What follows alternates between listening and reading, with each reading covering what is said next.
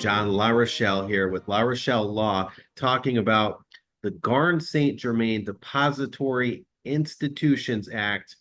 And in very short, before John starts, it's creative methods of keeping one spouse on the same house with the same monthly payment and interest rate when you're going through a divorce. Okay, so if that spouse wants to stay in, this is super important. John, thanks for jumping on and talking about this today. Happy to be with you here today, Emilio. And this is something I think where it's outside of the box. It's a creative way, but this creative way is really an option to help children endure a divorce, to help children stay in the house, which if you take it just one step out from staying in the house, it's not just a familiar neighborhood. It's not just familiar neighbors and environment. It's also the school district. Maybe the school district they might have been in for 13 years, 14 years. Let me go back and say, normally what would happen is the real estate lenders understandably protect themselves with a due on sale clause. So due on sale means as soon as you transfer the deed in any way, then the lender can say, we want all of the money that we lent you. We want it all back right now, immediately. And that's because they don't want someone transferring the deed to another person. Or in cases of divorces, this would be this due on sale clause. The mortgage lender could come in and say, you're going to transfer this from your husband and wife to wife only. We want all of the mortgage money up front right now.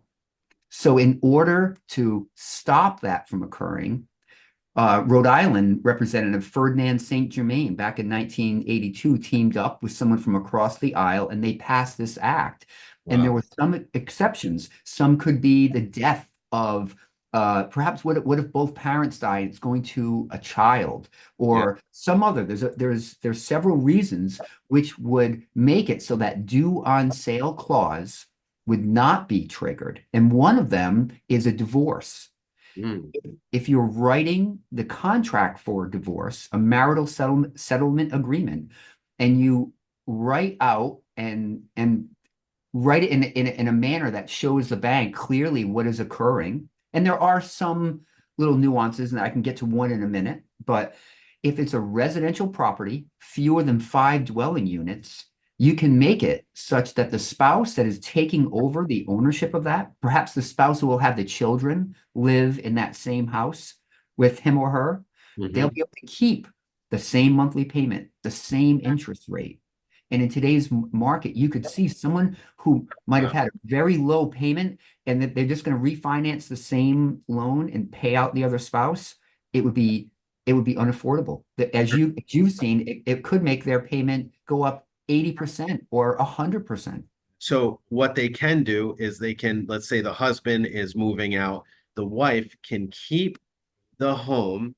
She can not have to refi. She can, I guess the deed transfers to her name only. Correct. And she gets to keep, so he's off of it. So she gets to keep that. And he gives her the gift of equity, basically.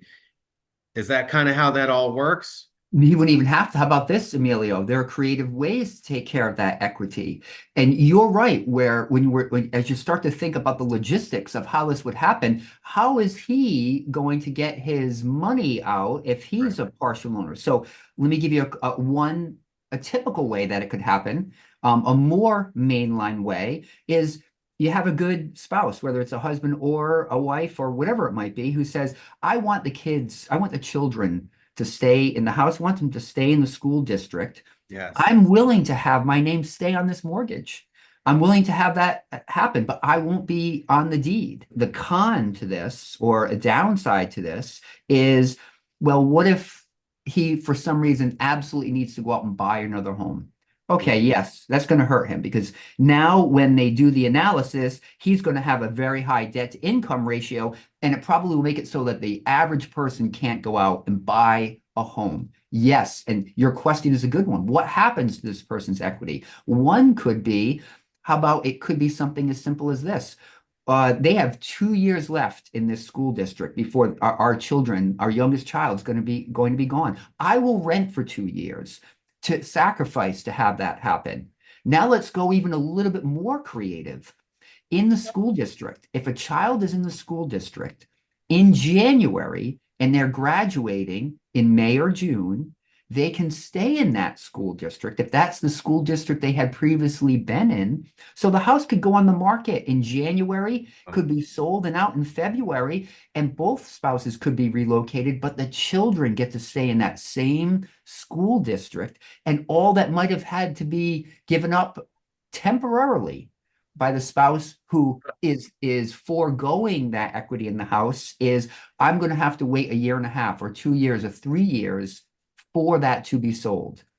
Now, that's the mainline approach. I can tell you let me go on the outer observable limits in a case I did recently to solve this situation where a person said, I need the money right now. I can't afford to pay child support every month without getting any equity from this home. How about this? What if you use your equity as a lump sum advance payment for the next 3, 4, 5 years for your children, for child support, for extracurricular activities? What if you calculate everything out now, find out what that amount is, put just do some fairly simple math to determine, okay, your youngest will be with us for 5 years, your oldest graduates in 3 years. So in 3 years, there's going to be a recalibration of the child support. What amount does that come out to be? Well, if that total amount comes out to be, say, 120,000, and the person's equity is anywhere near 120,000, pretty easy to make that come out to a wash, or a pretty easy, smaller transfer at the sale of the house.